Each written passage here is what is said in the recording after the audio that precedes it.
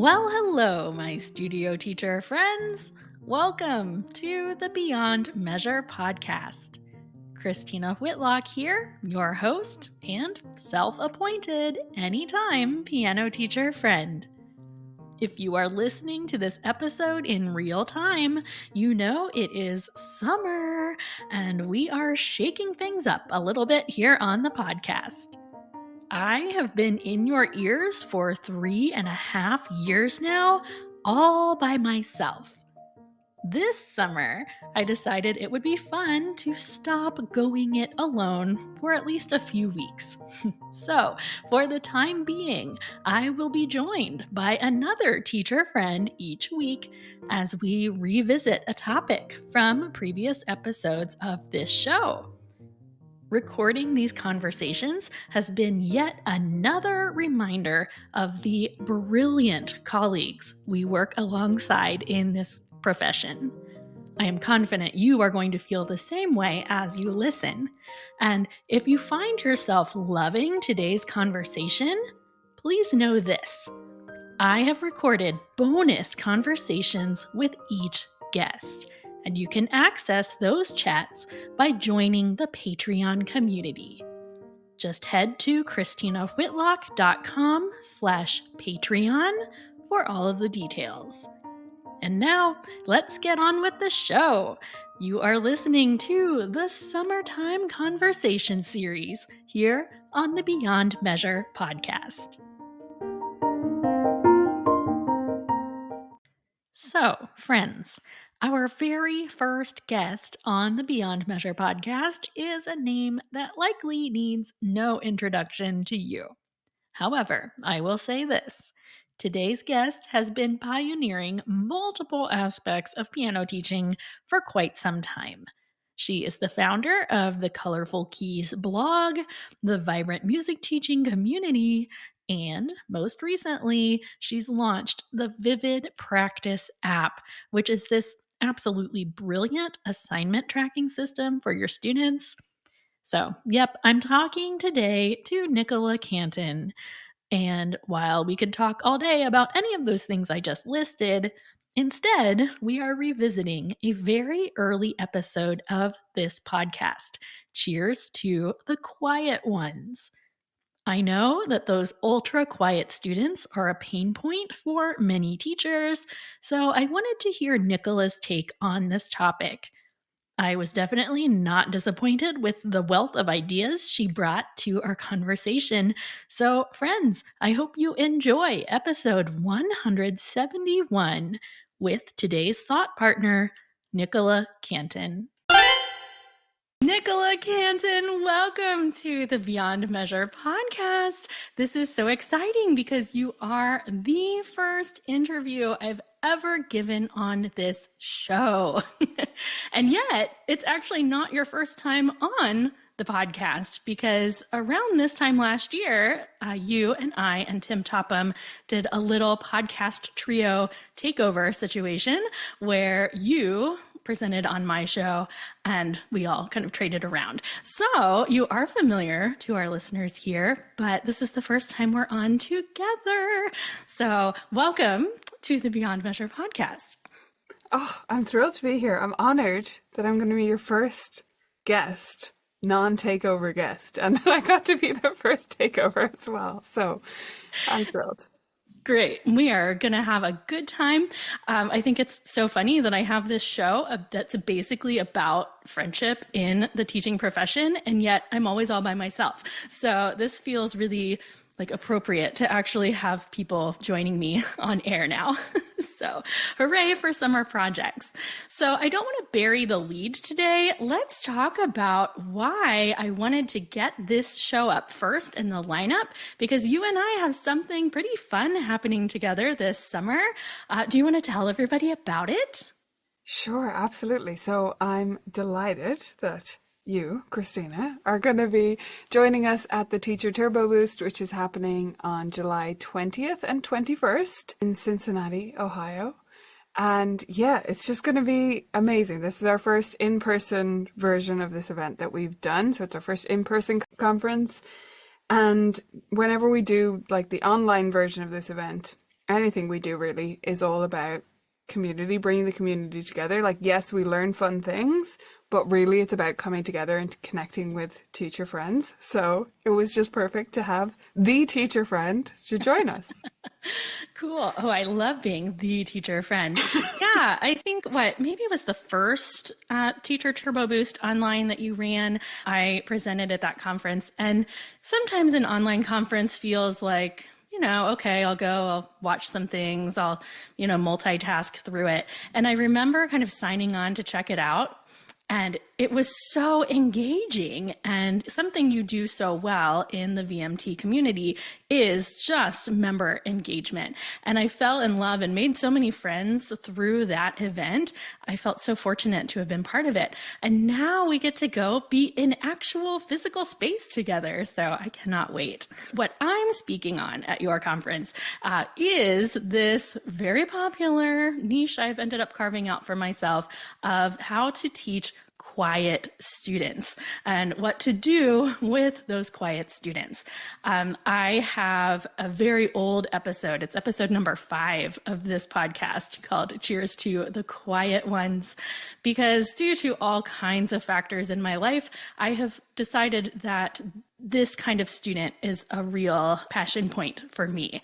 And so when I proposed that topic to you, you said, hey, that's pretty interesting because I was a quiet kid, right? So you consider yourself sort of on the quiet side growing up. So I'm curious if you can tell us more about the life of younger Nicola, the quiet student.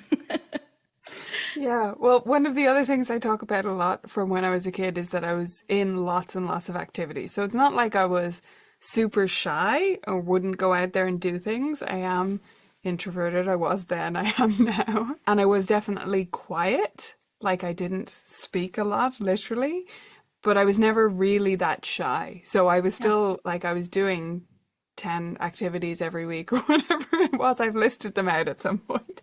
Several different forms of dance, and at some stages, piano and flute. And yeah, it was a whole mixed bag. But throughout all of that, I was relatively quiet, and particularly, like, anytime I'm in a group. Still now, I'll be not the loudest person. I have to push myself to kind of speak up if I'm in a larger group. But definitely as a child, it was even more so. So if I'm in like a classroom, my teachers would have never heard from me unless they came over to me, kind of thing. Yeah, I think that's so interesting because one of my entry points to this kind of student is my oldest daughter. She's 13 and she is a very quiet kid. And something that I've learned that I recognize other adults not having learned when they deal with her is that just because she's quiet doesn't mean that she's not having a good time. Like, she sits in a room full of people, and by all outward appearances, you would think she's miserable. She's not having a good time. She doesn't look engaged. She's not smiling. She's not laughing. She's not cracking jokes. But actually, when she leaves, she'll be like, yeah, that was a great time, because she just has a very active inner imagination, and she observes everything about the room around her. And she loves that. So she actually loves being in places and in relationships with people. But so much of her life goes on between her ears inside her brain that it doesn't always show outwardly. And I think that's something that teachers really need to know about these quiet students, because we do think they're miserable or not enjoying their lessons, when truly that is not the case. If they keep coming back, chances are they do want to be there, right? Do you agree? Yeah, absolutely. And I mean, I first heard you talk about it probably on your earlier episode of the podcast. I don't remember the first time I heard you mention this, but it had never occurred to me that they weren't having a good time, because I'm one of them, right? So I'm just like, we're on the same wavelength. Like, we're quiet, but we're enjoying ourselves. They're observing things. When they are saying things, it's like a really keen observation because they're really paying attention to what's going on. So it never occurred to me, but I can see how, for like most of the world, are more outspoken than the kind of kid you're talking about. It appears like they're not having a good time, or they're not engaged, or they're not paying attention even. And that's not what's going on at all. That is so funny that you're like, duh, obviously. But see, this is why our profession benefits from all the personality types, right? We work with all the students, so we need room for all of the teachers. And we all just learn from each other. This is the whole point of teacher community, right? So think back to your teachers when you were young. What do you remember about the teachers who you really enjoyed working with? Like, what did they do well? Or also, did anyone do anything that you did not enjoy or appreciate as a quieter student? Oh my gosh. Okay, well, I have to give you an example that's from my first piano teacher who did not really get me. And I didn't practice a lot for her, so she was like really frustrated with that. I don't think she really liked the profession very much. She was kind of one of those teachers where, looking back, you're like, you wanted to be a performer, didn't you? And then it didn't work out and you're here and you kind of hate. Yeah. So like, she wasn't horrible or anything, but she just, like, we didn't vibe very well together as a kid. Like, you could feel something even as a child. And one of the things that sticks out now looking back that she did wrong was she like told, so I had missaid a word. It's like a silly thing that any kid would do. And she was also teaching the next oldest brother from me. I'm the youngest of 5, all older brothers. Okay. Wow. Wow. 4 older brothers. And she told my next oldest brother this story. And of course he, like, you know, made lots of fun of me because that's what brothers do. Of course. Just like, so, like, looking at it now as a teacher, I'm like, I would never, that's such a weird thing to do, to like, it's like she joined, or it felt like to me at the time that she joined forces with my much more extroverted, much better coordinated brother who was, you know, when you have older siblings, they're always better than you Of course. at everything. So, yeah. That was a story of something that went wrong. And then I can do something that went right with a different teacher. So luckily, she fired me. Now, she said she was like downsizing, or like there was some tactful way, but it's now all the I'm things like, that we talk about in our circles, right? How do I get rid of this student? What do I say? It's all full circle now, Nicola. Exactly. So, I mean, maybe she was downsizing. I still have no idea, and I don't really care because she did the right thing, because we weren't good together. Like, we didn't gel. I wasn't practicing a lot for her. She didn't really get what was going on in my head at all. And I switched teachers to probably a much less qualified teacher, but who was just really, really nice. Like, that was her main thing. And still looking back now, I think she was absolutely the right thing. So the thing that she did well was she realized that I knew a lot of things, and she like pointed that out and gave me a lot of confidence boost. She obviously realized that I was like not super confident about my abilities. So straight away was like really affirming that, and also just treated me, at this stage I was like 11. So treated me like a human on her wavelength. She was like in college, so she wasn't even that much older. Obviously that's a fairly big gap.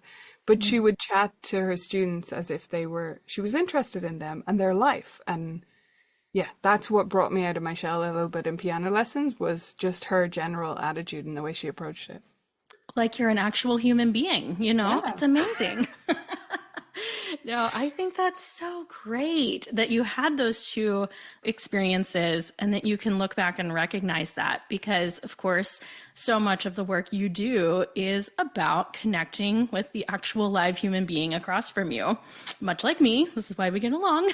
And for me, like when I look back on like past mistakes I made with quieter students, is, you know, I've said this a million times, but I thought that I needed to be bigger, like my energy needed to be larger than life, like to try to make them extra comfortable and tell them how incredibly amazing they are at every single thing.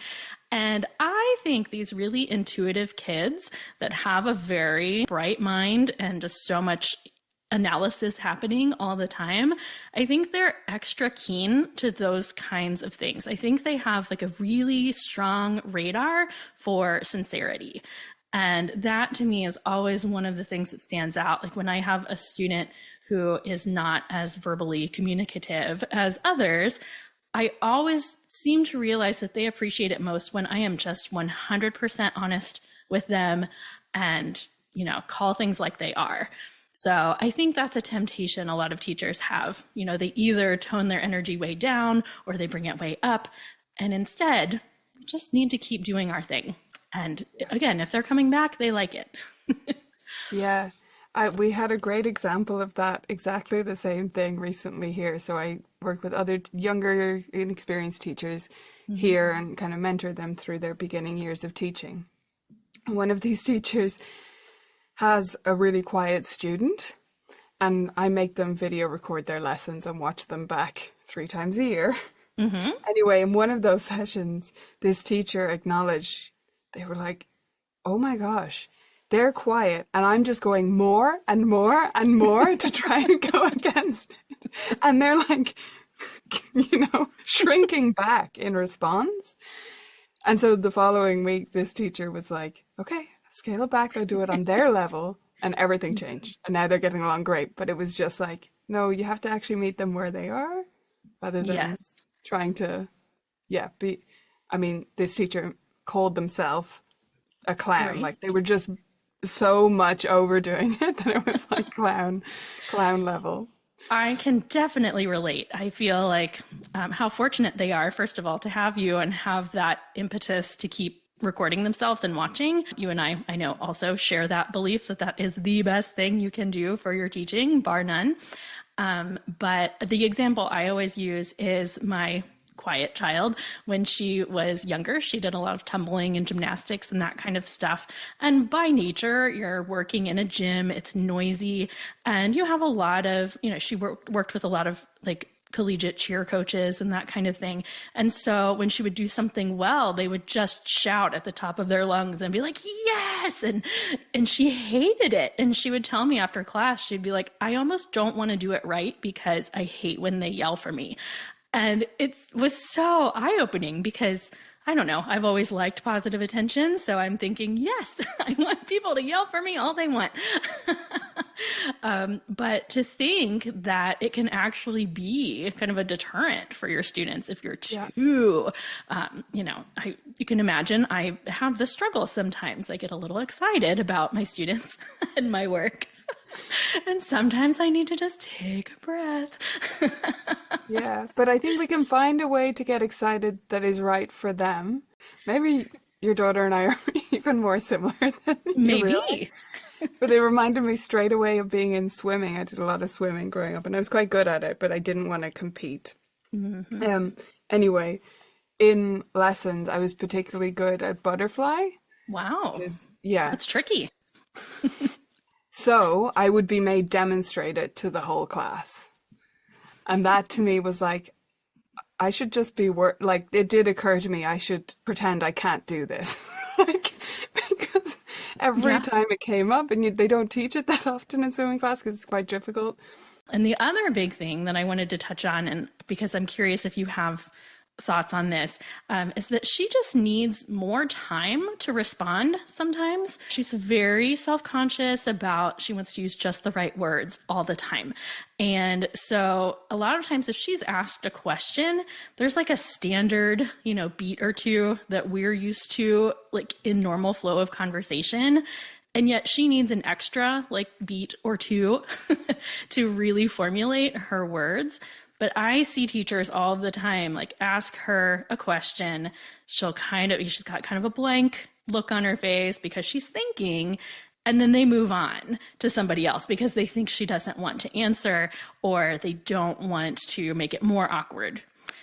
Which boils down to the fact that the awkwardness of quieter students is much more on the teacher end than it is on the student end. And you've probably heard me say a million times, I have this recurring mantra that so much of teaching is not about us. It's not about me. It's about my student. And this is one of those cases, don't you think, where teachers feel awkward about the silence. It's not so much that the student is feeling strange about it at all. Yes. Yeah, it's the same as like, I think of it like correcting mistakes. It's the same thing. Some students, they do need you to jump in and help, but some teachers like jump in straight away because they're so uncomfortable with the mistake. But the student just needs a second to fix it themselves, or you can come back to it later or something, like if they didn't realize. But Yes. For Mm-hmm. me, yes, there is a delay in responding. And like one of my brothers actually pointed that I never realized, but he, in a very kind way, more recently, like a few years ago, was like, you talk kind of slowly or something along those lines. And it's true that it's different with different people. Mm-hmm. His knowledge is far reaching, and so it depends on the context of what we're talking about. Like, I can fire up an answer about teaching. I think people would realize that I can talk about that and that's no problem and that will flow fine. I do have that delay, and I would have had it more as a kid, definitely. Mm-hmm. If I feel more on the spot, if I know the person less, or if it's like kind of outside of my wheelhouse, you might say. Like if Sure. it's, yeah. Or if it's like something you might be judged for. I think that's a lot for a lot of students. That's what the delay is. Like if you ask Mm-hmm. someone their favorite blank, Mm-hmm. much better to say a favorite blank, because some kids hear that as I have to come up with the best possible thing and it's going to represent me to this person for all time. I love that you said that because that is part of the session I'm giving at the VMT conference. Is I do say that, like when you are doing those icebreaker questions with your students, our go-to questions are often, oh, what's your favorite color? What's your favorite food? What's your favorite music?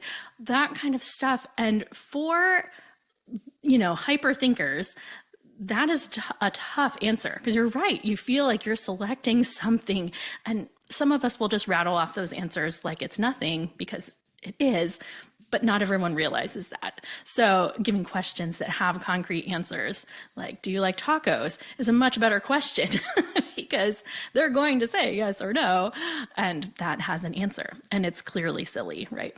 So anyway, I think look at you just bringing us right back around without even knowing it. What an excellent guest you are. So here's the deal. We're going to have to wrap up because I try to keep a pretty quick show over here. But I was thinking about this. Like, if I'm going to have an interview show, I need like an exit question, right? So I need you to think about the fact that the show is called Beyond Measure. And I'm curious if you can tell me something, the sillier the better, that brings you joy, like that you love beyond measure. Get it? Tell me, Nicola, what do you love beyond measure? I thought about this in terms of like, oh, I could answer teaching these, but you asked for something silly. So I'm going to Yes, give you the first silly thing that came to mind, it's way better. which is my dog's goofy smile. Like, Oh, that brings me so much joy, and so many things do, so I'm not a hard person to please. But seriously, he just looks at you and he's such a goofy face and he's so delighted. Like he loves the sunshine, for example. So you go out on a walk and he realizes it's sunny and he like looks at the sky and then looks at you like, this is oh, amazing. This is the best thing that's ever happened. And it's incredible. that is exactly what I was hoping for right there. Good first response. All right, Nicola, you know that I like to end episodes of this show with a little toast to the profession. So rather than give another one myself, since you're here, I'm going to pass the torch to you. What you got for us, my friend? In true Beyond Measure podcast tradition, I'd love to invite you to raise a glass of your favorite beverage and cheers to the quiet ones. May we always treat our students as the individual humans that they are. Sláinte. Here, here.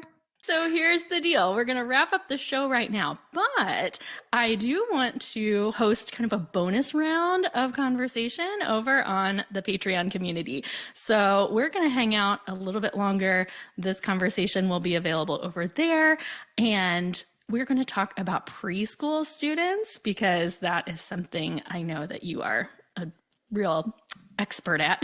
You wouldn't like me calling you an expert, but I do consider it very much in your wheelhouse. And maybe we'll also have a funny little chat about the fact that I kept an actual note in my phone of Irish colloquialisms when we were at MTNA in Reno, and maybe I'll share some of them. So does that sound like a good plan? Absolutely. All right. Thanks so much, Nicola, for being on Beyond Measure. We love you over here. My pleasure. That's it for today's conversation, my friends. My original episode on this topic is linked in today's show notes, so be sure to check that out if you missed it the first time around. Don't forget to go check out the Patreon community for bonus conversations with today's guest. It's good stuff, I'm telling you. ChristinaWhitlock.com/Patreon will get you all the details. Hey, let me ask you this. Are you on the One Thought Thursday email list? I'm not sending weekly emails over the summer, but there are occasional updates coming out that you will not want to miss. So let's be email buddies. Head to ChristinaWhitlock.com/subscribe for all the details. Okay, I'll stop giving you homework now. I hope your day is terrific, friends. Onward and upward, indeed.